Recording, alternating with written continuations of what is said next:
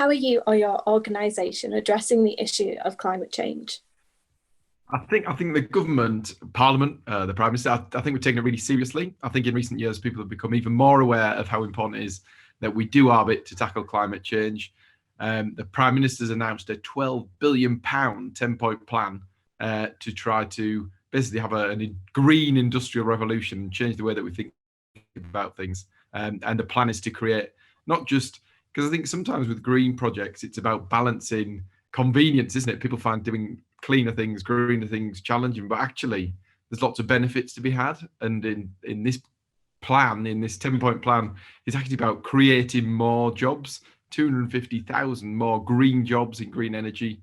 There's, the Committee on Climate Change has put its recommendations forwards. The UK has taken them on in full and reducing greenhouse gas emissions by almost 78% by 2035. That's back down to where we were in 1990, but there's still a hell of a lot more to do. I think we've got a really ambitious plan to cut carbon emissions, as well as creating those new jobs. It's all about technology and making the most of it as well. And in Teesside, of course, we are leading the way in the challenge. Huge project on Teesside to be the largest hydrogen hub in the UK, producing huge amounts of blue hydrogen, and we'll be creating 20% of the UK's hydrogen by 2030. Well, that's the plan. So I think we're doing great things on Teesside. We're leading the way, but everything is, from electric cars, all the initiatives all coming together, and it's not about one big thing to fix the lot, is it? It's about all the small things that we do day by day. The big plan.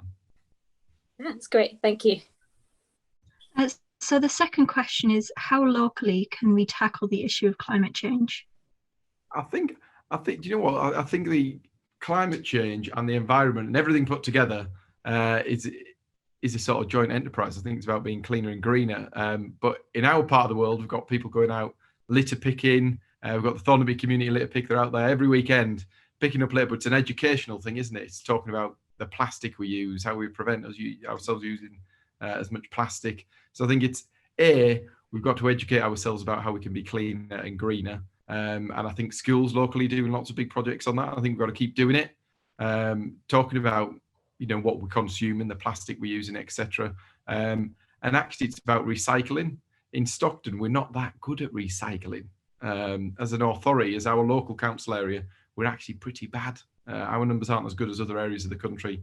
Some people will argue that's because we've got all these different bags and people are a bit confused about what to do about it all. So I think the council probably needs to do its bit to try and make it easier, but we also need to try a bit harder to recycle everything we use and encourage young people to grow up cleaner and greener as well. So let's recycle, reuse, and reduce our waste.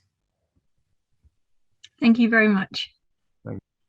What is the one thing that we can do to improve the planet for the next generation, for you guys? Okay, so there are obviously many different things, but to choose one, I think we need to just invest and implement renewable and alternative energy and to lower our current dependency on fossil fuels. But in order to make any sizable difference, we need to act now, and our policies must reflect the science. So our current consumption isn't sustainable by any means, and we need to ensure future generations don't suffer from our poor choices with the consequences of climate change, like large-scale habitat loss, food shortages, and sea level rise. So there's a lot to be done, but